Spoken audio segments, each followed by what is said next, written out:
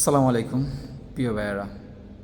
এই দুনিয়াতে যারা বাবা মার দায়িত্ব নিয়েছে, যারা বাবা মার খোঁজ খবর রেখেছে, যারা বাবা মার পাশে থাকতে পেরেছে, আল্লাহ তাআলা তাদেরকেই ভালো রেখেছে।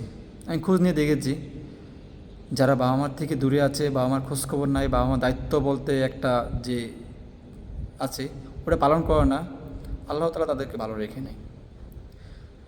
নবী করিম সাল্লাল্লাহু আলাইহি ওয়াসাল্লাম বলেছেন, আল্লাহর পরে বাবা মা, কিন্তু আমরা বান্দারা, আমার সন্তানরা সেটা বুঝতে চায় না, সেটা বুঝলেও সেটা পালন করি না। আমি ব্যক্তিগতভাবে আল্লাহর কাছে লাখো কোটি শুকরিয়া যে আমি জাভেদ, আমার বাবা মার দায়িত্ব নিতে পেরেছি। আমার ছোটো একটা বোন আছে, বোনের দায়িত্ব নিতে পেরেছি, শুকরিয়া আল্লাহর কাছে আদায় করি।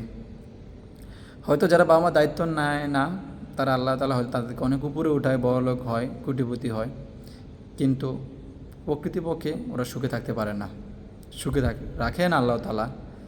আর যারা বাবা মার পাশে থাকে, বাবা মার খোঁজ খবর নেয়, বাবা মার দায়িত্ব নেয়, আল্লাহ তাআলা তাদের দায়িত্ব নিয়ে থাকেন। এটা আমি বিশ্বাস করি, এটাই মেনে চলি। ইনশাআল্লাহ আপনারা আপনাদের বাবা মাকে দায়িত্ব নেবেন, বাবা মার খোঁজ খবর রাখবেন, এমনকি বাবা মার পাশে সবসময় থাকার চেষ্টা করবেন।